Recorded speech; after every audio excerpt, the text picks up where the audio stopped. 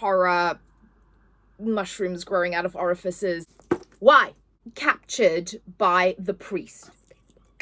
So please check your trigger warning. Say this, but these characters are stupid. Whole series, 5-star no notes. I don't even know how to talk about this because we read a lot of books this month. It was June was a bumper month. Now, in this wrap up, if I talk about every single book I read, we will be here until the apocalypse, which I just don't want to do to you. So, hello heathens, welcome. Thank you for joining me. I'm kind of doing my June. I can't believe I'm already wrapping up June wrap up. I did read a lot of books.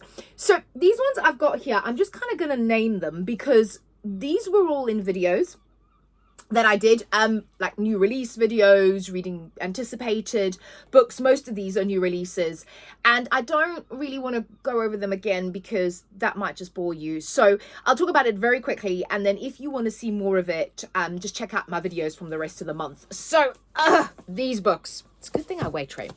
The first one, Riley Sager with the Vengeance. This is his new book. I loved it. This is total Agatha Christie vibes. It's set in the 50s. A bunch of people are brought by letter mysteriously on a train for crimes they have committed, and the person that brought them on there basically wants vengeance against them. This is very Murder on the Orient. It is so good. I adored it. Read it. Taylor Jenkins Reid, Atmosphere. This is such a beautiful book. This is Taylor Jenkins Reid's latest book. It is about astronauts. Again, it is set in is this one set in the 80s? Yeah. With the female astronauts going up into space and training to be astronauts. And this is a sapphic love story as well. I adored this. It had adrenaline moments. It had actual up in space, the Martian moments. It had everything in it. It just took me on a roller coaster of emotions. I think Taylor Jenkins Reid is a master of her craft, and this book is no exception. Gill Creatures by Rory Power. This is Rory Power's latest release. This is a YA thriller about a girl who she got rid of her friends the previous summer, and this summer one of them has come back. What really happened? Dun dun dun. Then Be With Me, Gabrielle Sands. This was in my I think this was in my Mafia wrap up. I think I've talked about this one, but if I've not, I'll give it a quick spin. This is a first in a series, in a new series by Gabrielle Sands. It's a Mafia romance. It is about Romalo and Mia. And Mia is the daughter of one of the candidates that's running for mayor of New York, and his whole platform is anti-mafia. However, turns out that Mia's best friends are, one of them is like the cousin of, she's related to the mafia family. The other one is getting married into a mafia family, and she's marrying Romalo, our main character, his oldest brother. And at their engagement party, Mia runs into Romalo and sparks fly. I adored this romance, absolutely adored the two of them. I also adored the fact that Mia is a stylist, and she has a styling business, and she styles Romalo at one stage, and I love that. God, it's a career that I would have loved to have done in a more exciting version of my life, but it's very good, and I love how gone Romalo is for her. He carries around her berry flavored lip gloss in his pocket. So good. Then let's see if I can get these all in one hand. Caught Up by Navessa Allen. I literally just posted a video about this. It's the second book in the Lights Out series. It was okay, but it was a bit of a disappointment. Whoop. Nightshade. I love this. I'm gonna drop. Okay, we're gonna put these down. Nightshade by Autumn West. It was such an unexpected joy. Dark academia, dark romance, mystery thriller kind of suspense plot thrown into it. It is so good. It is the first in the series, does end on a massive cliffhanger though, but for a debut author, I thought this was fantastic. Emily Henry, My Great Big Beautiful Life. I like this book. I'm sorry I did. This is slightly Seven Husbands of Evelyn Hugo or Daisy Jones-ish, because you have two journalists who are vying to write the autobiography of a very famous woman, and she's kind of telling her story, and you find out what happened in her family and what her kind of story is, which is actually an aspect of this book that I really liked, and I know a lot of people don't, but this is my very first Emily Henry book, and I like those vibes. And then you've kind of got these two journalists that are competing but also falling for each other at the same time. I thought it was very good. And then, of course, behind me here, Bury Our Bones in the Midnight Soil. I've literally just talked about this. It is one of the best books of the year. It is Anne Rice vibes, vampires, sapphic vampires, goes through years and years and generations and centuries. These three women, their lives buried in the midnight soil. The writing, everything about this book is enchanting. I'm in love with this book. So those are the ones I've talked about. Let's do some I haven't talked about. Okay. I won't do these quite as quickly. So I've got a selection here. So I've got my 25 for 2025. I have got a whole bunch of thriller books I read. I have some fantasy and romance. And then I have some dark romance books. So let's see. Well, where shall we start? Let's start with this book, because this is a book that I don't hear people talking about, and it's so good. Now, I cannot remember if I put it in one of my videos, so forgive me if I did, but I'm going to talk about this some more because I think it deserves some more flowers. This is Bad Graces, and this is by Kiri, I still don't know, it says Kiri Macaulay. And if you like Rory Power's Wilder Girls, I think you will like this. This has elements of like plant horror, mushrooms growing out of orifices, nature encroaching on the human body, which is very cool and very gross, and I liked it. But it starts off with our main character, what's her name? Verity, I think, Liv. She is, her and her sister have been bouncing around like the foster systems. It's quite a sad backstory. And she's kind of seen as the bad sister and her sister seen as the good sister. But her thing is she loves to write. So she enters a writing competition and she wins. And the prize for this is to be an assistant, or like an assistant writer on a new film that they're making. Now, this film also stars some young, up-and-coming, hip influencer type stars. So these two sisters that are actresses that are being kind of blowing up as actresses. You've got a girl who is actually a singer, and she wants to break into acting. And then you have a girl who's actually a gymnast, and her gymnastics career is over due to an injury, and she's kind of wants to break into filmmaking. And they're all going to be working on this film. So Liv wins this kind of like contest to go and work on this film.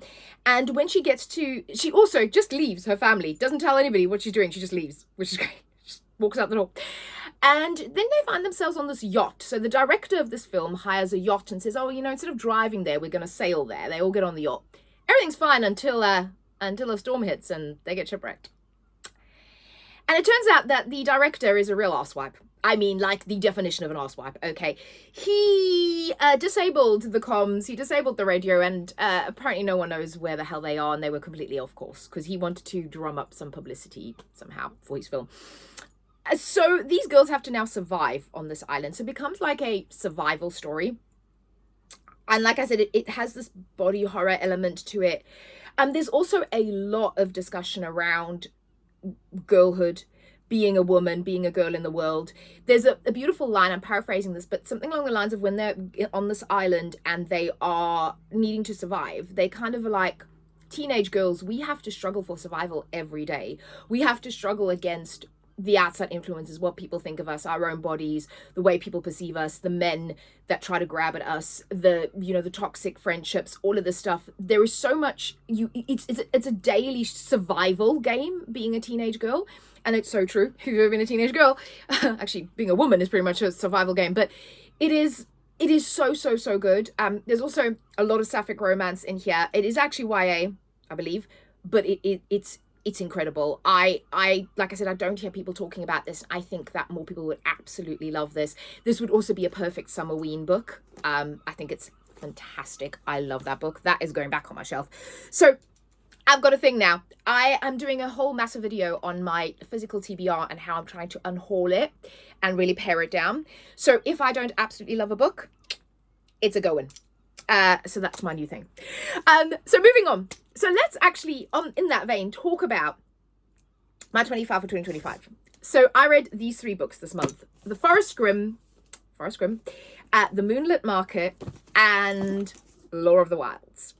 So The Forest Grimm, I'm actually not finished with. I'm halfway through, so I'm on page 170. But I'm really, really enjoying this. I will continue. I just had to stop and read something else, but I'm going to go back to this. So this is kind of dark fairy tale esque twisted fairy tales, which is just right up my street. I love it. The premise here is you've got this town and people are disappearing from this town into these kind of deadly, dark, basically enchanted woods. It's a little bit like Anathema by Kerry Lake, if you've read that. It's that sort of setup, right? But this is lighter. This is not quite as dark as Anathema. But what's interesting about this is, so you got our main character, can't remember what her name is because I can't remember names. Axel? No, she's her friend Clara. So our main character, Clara, her mother is one of those people that's kind of gone missing into the woods. And the town holds this like lottery where somebody from the town wins the lottery and then they get to go into the forest and try and find the missing people. Although I'm not sure you want to win that lottery. But anyway, so she really wants to win this lottery, obviously, because she wants to look for her mother. But she doesn't. Her best friend, Axel, he wins the lottery. But she basically runs after him. So the two of them enter the woods. Now, he has previously lost his fiancée. She went missing into these woods. But Clara has a bit of a thing for Axel as well. So complications there.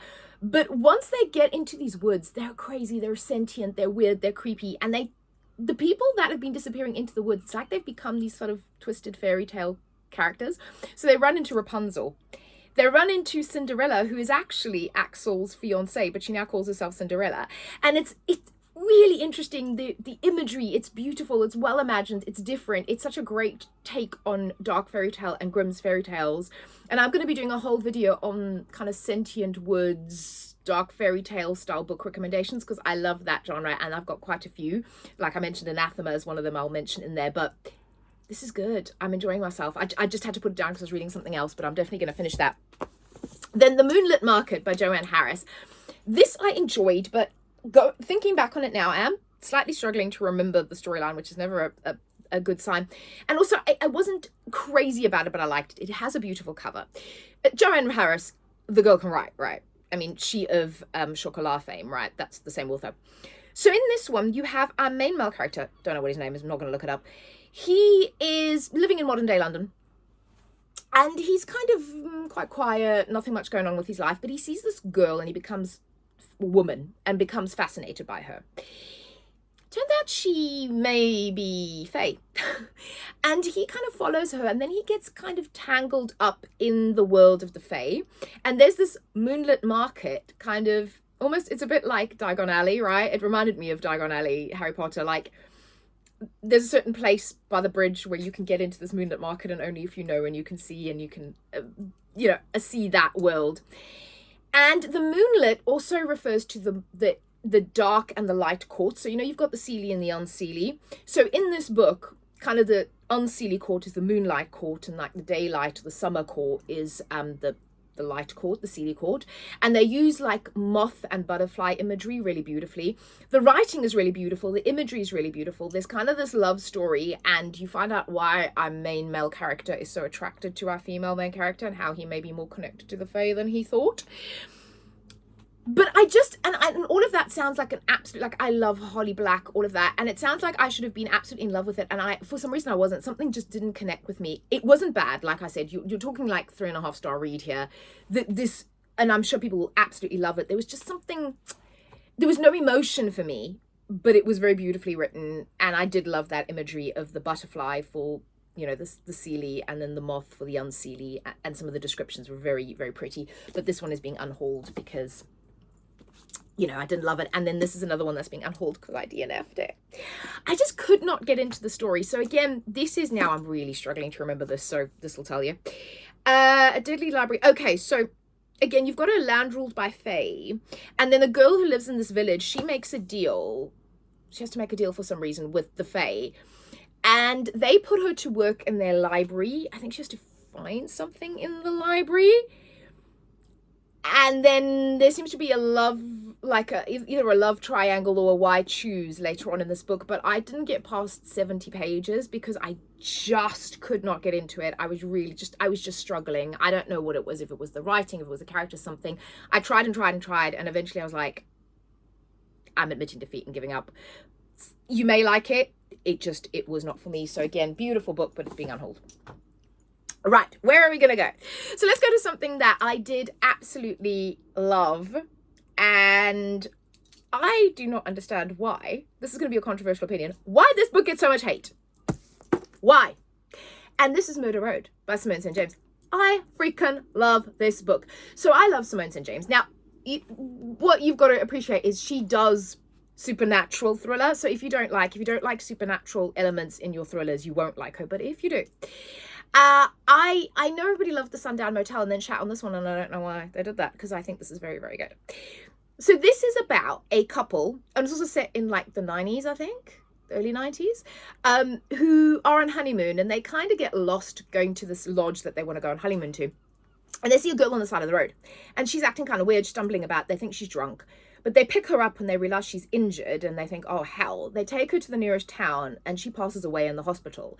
So they immediately become the kind of prime suspects for the local police, the local sheriff, because they're like, this is weird, you foreigners, you bring in this girl, what's going on? But they are trying to basically, in a way, prove their innocence, but they also kind of get fascinated by this town, because there is this legend of the lost girl, and if you see her, you'll be next, as it says on the cover, who apparently wanders the stretch of road, and people have been going missing and from this road and dying through the years since like the 70s. So they kind of get embroiled in this town story, this history, they investigate. They are also hiding things from each other and from everyone else. And we find out what they're hiding and how they may be connected to this legend. I thought it was very, very good. I had a fantastic time reading it. And this is like a 4-star thriller for me. Maybe 4 and a bit. And I don't give out 4 stars. Like most of my thrillers are 3 stars. So I really enjoyed this. But I'm also working on a Simone St. James video, so I'm trying to get through all of her books. Right, let's do some dark romance now. I'm switching, because we get bored, right, if I go through the same genre. Let's talk about Ocean of Sin and Starlight. Wowzers. Okay, so A Ship of Bones and Teeth, one of my favorite, like, Satan tier read, right? Love it. Kind of a dark romance retelling of Little Mermaid. This is the second book in that world, although they're both standalone. Characters do cross over, but you can read those both as standalone. Although I will say you probably get more out of this one if you've read other Karina Halley books. So we'll say that. But the first one can definitely be read as a standalone. Now, the first one I'd recommend to everyone. This one, you've got to like spice, a lot of spice, and you've got to be okay with dark romance, and you've got to be okay with a relationship that really he nails it. Okay, so the setup for this one is you have Priest and you have Larimar. Now, Larimar is the siren. And she is the sister of our main character, of our siren main character in the other book. She gets captured by the priest. Now, the priest is, well, he's part witch, so he can do magic, but he's also a vampire. And he's living on this island, and he's trying to be a priest, and he's trying to be pious, and he's trying to keep his, inner demon at bay. But, of course, he's still a vampire, right? So he still thirsts for blood. And if you remember the mythology from the other book, siren blood can sustain the vampires, so then they don't have to go out and find a human to drain. So he sees, there's a shipwreck, I think, and then they see the siren, and he captures her. So he goes out and he captures Larimar, our siren. He drags her back to the church, and he nails her to a cross. And he proceeds to bleed her dry. He's also very turned on and attracted to her because she's beautiful and half naked. And the first part of this book is very dark in that sense, because there's a lot of talk around religion and sin, which I found really interesting, and what's right and what's wrong, and demons and, things like that, the nature of man. But they end up having a love story. What I will say is that I was a little really, girl? This guy, he nailed you to a cross. I didn't really see the appeal of this guy, if I'm totally honest. So I wasn't that on board with the love story. What I did like more was the second part of the book where shit goes down. He's in a demon, gets let loose. She escapes, and she escapes back into the water. And she then gets rescued by her sister and the pirate ship from the other book. And that story kind of collides at that point. There's also a little bit of the mythology from Karina Halley's other vampire books. And what I'm realizing is, as you read Karina Halley, I'm reading a lot of Karina Halley at the moment. She puts Easter eggs in, and I love that. And I'm reading Nocturne at the moment, which I'm loving. And that's got some Easter eggs from her other vampire novels as well. But I love that. Now, I like this because I love Karina Halley. I can handle the dark and the real kind of dark romance. I still had a good time reading it, but I wouldn't recommend it as much as I did the other one. I think if you're interested, read it, because I still had a good time, but just know that the tone is different. But I still liked it, because I'm that bitch. Then, speaking about dark romance, oh my god, I have to talk about this book. Oh, Beautiful Venom by Rena Kent. I don't know if I've talked about this before, but I'm going to talk about it again, because I love this book. So this is Rena Kent's latest. It is dark hockey romance. It is about Kane and, oh, what is her name? I've forgotten. Dahlia. Kane and Dahlia. Dahlia is actually one of my favorite new characters. She is so tough. She is so strong. I think she's one of the best female characters that Rena Kent has written. She gives as good as she gets. She's smart. She makes great decisions. I love her relationship with Kane. She's amazing. And so the setup here is that Dahlia's, is it her stepsister? Like her foster sister was attacked. And she basically wants revenge and trying to work out who attacked her. And she believes it's connected to this kind of secret society cult who are involved with the university and involved with the hockey team. So her plan is to go to the university, get close to the players on the hockey team, specifically the team captain Kane, who is cold as the ice that he skates on. He is a psychopath. He has no heart and no pulse. But he's amazing. I love him. So her plan is to get close to him and that way try to infiltrate the secret society and work out what's happened to her sister. So that's kind of the overarching plan. And he kind of knows what she's doing. So it's a little bit of a game of cat and mouse between the two of them, a little game of wills. They're hiding things from each other. I love this. I loved this book. I still think about it. I cannot wait for the next book in the series. Kane and Dahlia, one of my favorite new couples. Love this. Read it. I hugely recommend it. Although I will say also needs dark.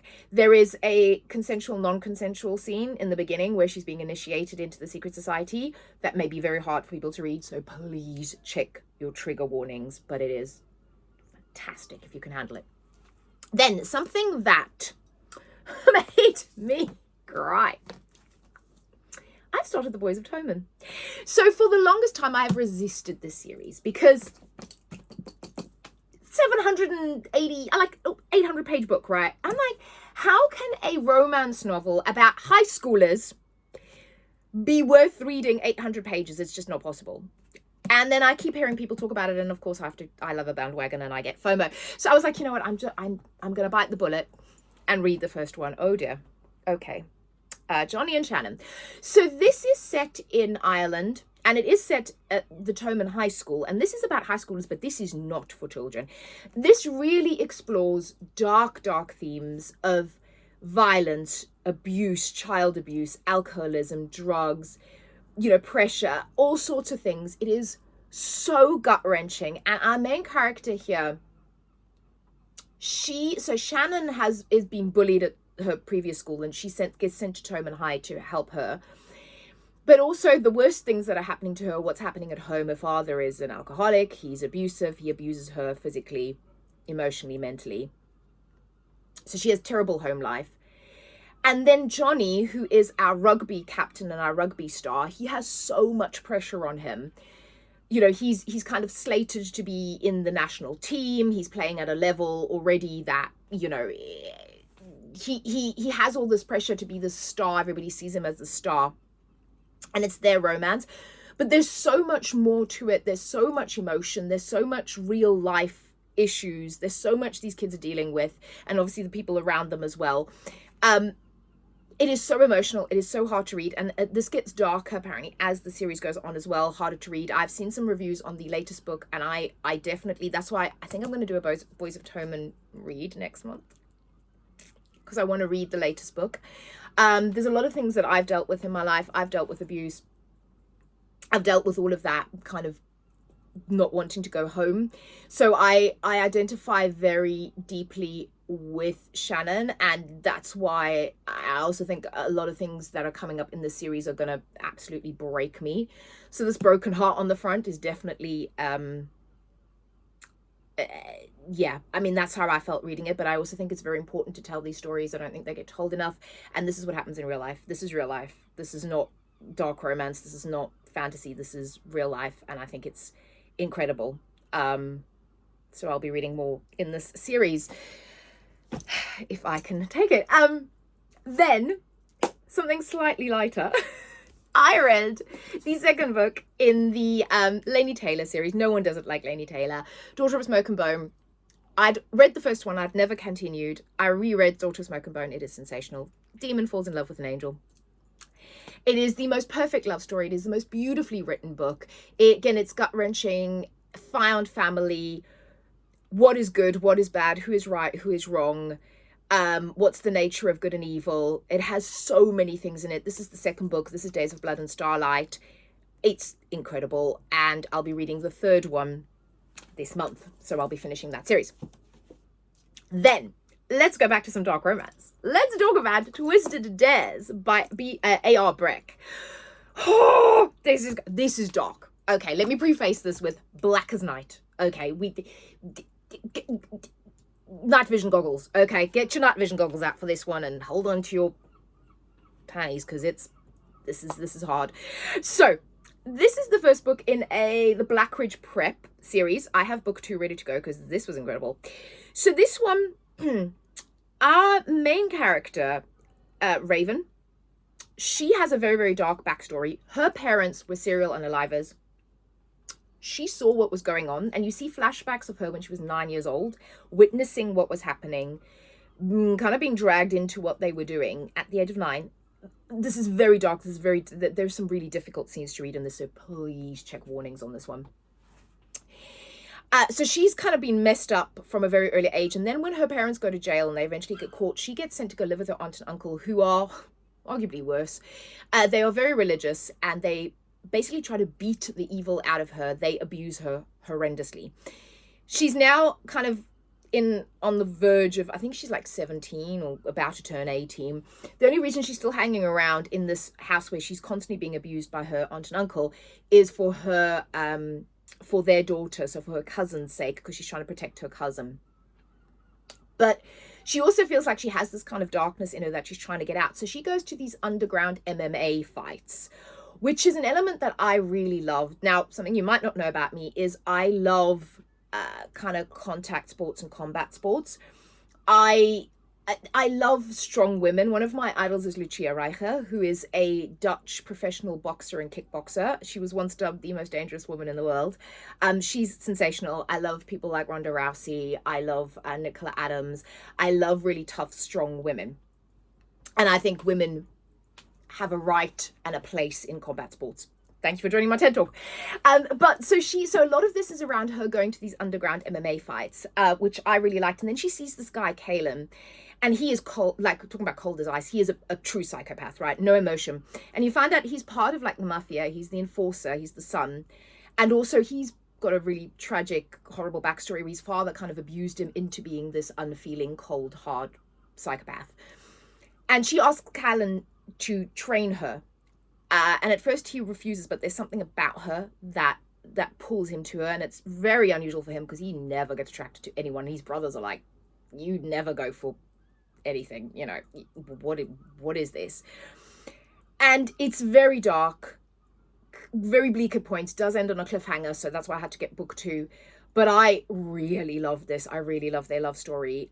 I'm so invested in these characters. I went through all of the emotions with them. If you can handle the very dark, messed up themes in this is going to go into my video of one of the darkest, most twisted books, but it is phenomenal and I love it. Okay, so we go to something lighter. Shall we lighten the mood a little bit? Let's talk about another thriller. Let's talk about another thriller. So the first one is The Silent Patient by Alex Michaelides. This book has been hyped. This book has been hyped so much. And I actually read The Fury first. And I know The Fury people don't really like, but I actually really like The Fury. I recommended it in one of my summer thriller videos. But this one is about a woman who has been convicted of getting rid of her husband. However, she's been locked away in a psych ward and she hasn't spoken since the day she was arrested. And this psychologist he's the new psychologist at this hospital, and he is convinced he's going to be the one to get her to talk. Because he knows there's more to her story and he's going to do it. And that's what I'm going to say. Because there are a lot of twists and turns in this. I enjoyed this. I did not see the twist coming. Luckily, I hadn't been spoiled for it, although this is a very popular book, so don't get spoiled for it. Just know that setup going in. Go in, read the book, enjoy it, enjoy the ride. I thought it was very, very good, and I understand why people really love this thriller. Then, one I didn't like. Okay. This is going to be my rant. So, Crow Moon by Susie Aspley. Now, a thing is, I really should have DNF'd this book. Okay. So at the moment, and this is going to be a video that's coming on my channel, I am in the process of reading down my physical TBR. I have a lot of books. You can see I've got some gaps now because I have been pulling books off the shelves and trying like 50 pages and being like, if it doesn't grab me, I'm getting rid of it. If it doesn't grab me, I'm getting rid of it. If it does, I will continue reading. And this was one of the ones, when I did the 50 pages, I was like, oh, this is interesting. I like the setup of this. I'm going to continue. So I did. And the setup of the story is you're in this town in Scotland, and there is this kind of urban legend in this town of this witch and like, like witch trials. And there's a specific poem that's associated with this witch in this region.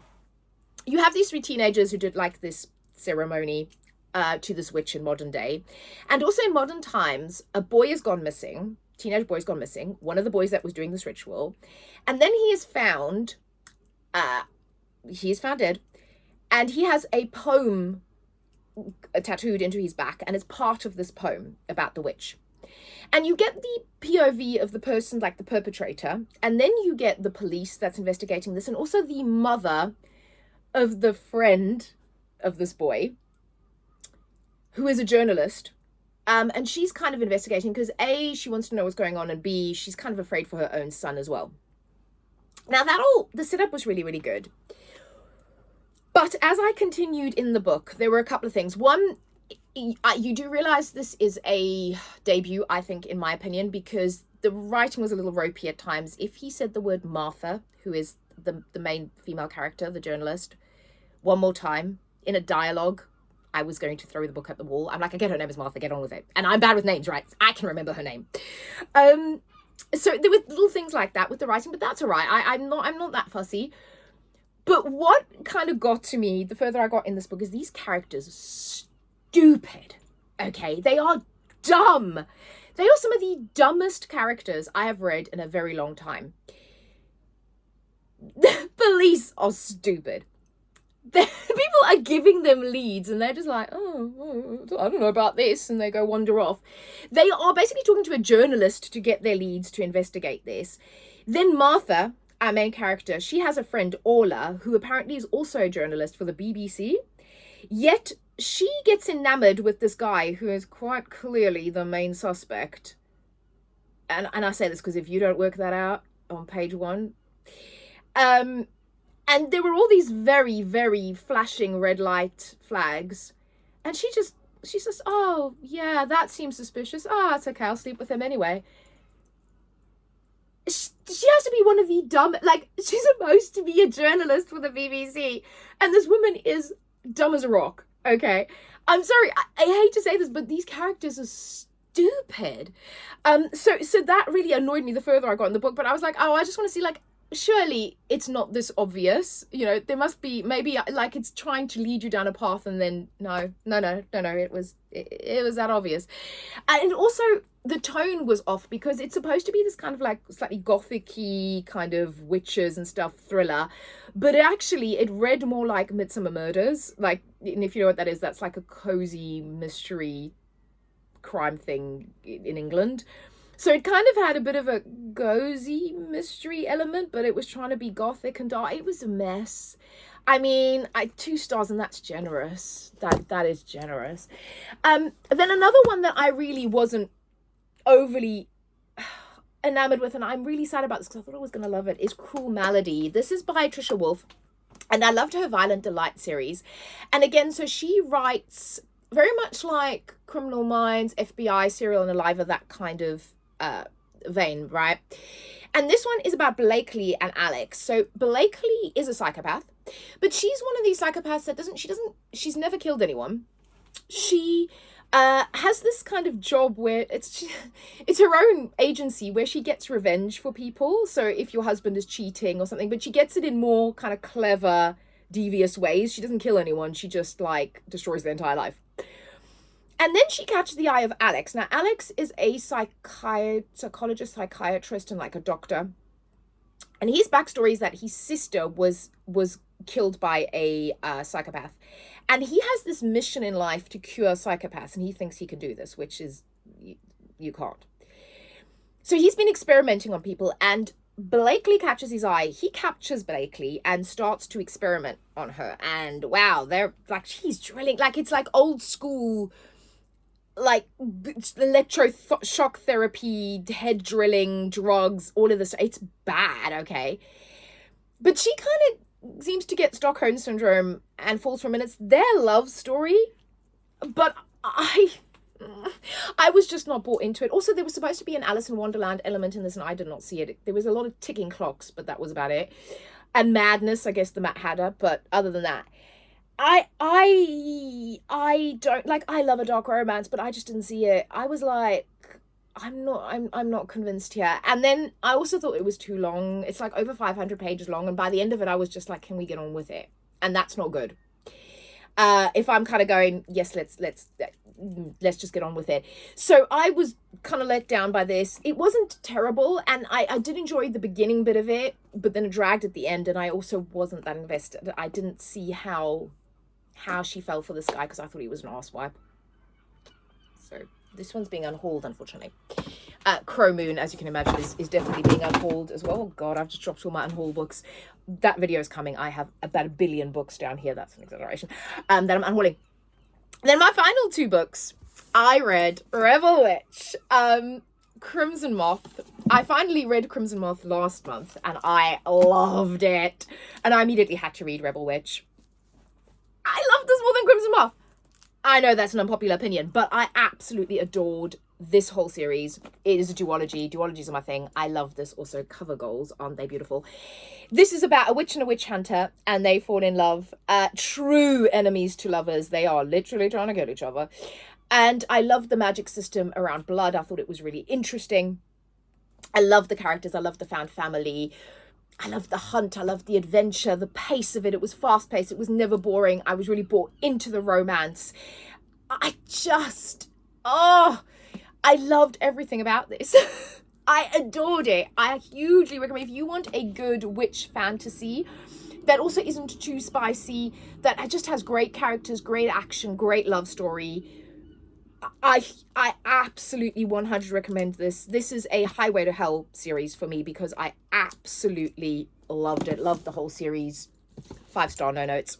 And then the last book I read was Serial Killer Games. And this is by Kate Posey. Now, this, I don't even know how to talk about this, because I thought this was one thing, and I thought it was going one way, and then it went off a cliff in a completely different direction. I was like, what the hell am I reading?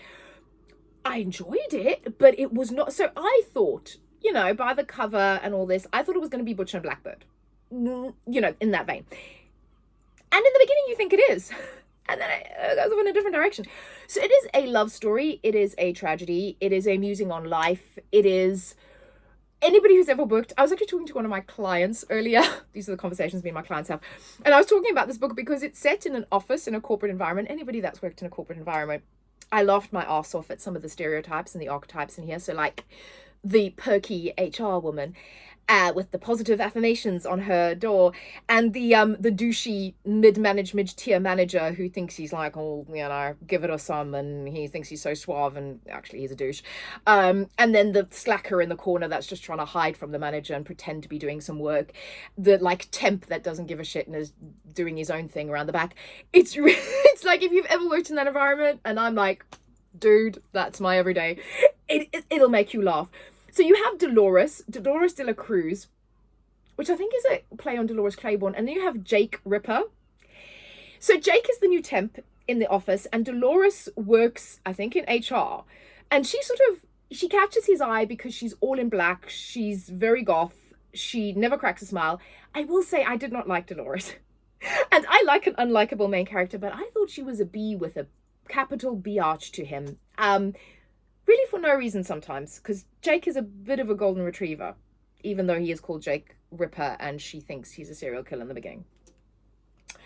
But it went in directions that I did not see coming. I think you should try it and give it a go and see what you think. If anybody's read this book, please tell me what you thought, and if you were as surprised as me in the direction it took, because I definitely thought it was going to be one thing and then it was something else. But I did enjoy this. I enjoyed reading it, and it was really actually gut-wrenching in some places, and like I said, in other places it just made me laugh because of the comparisons to the corporate office environment that I know so well. So that's it. Leave me a office emoji, and I will speak to you all very soon. Bye bye.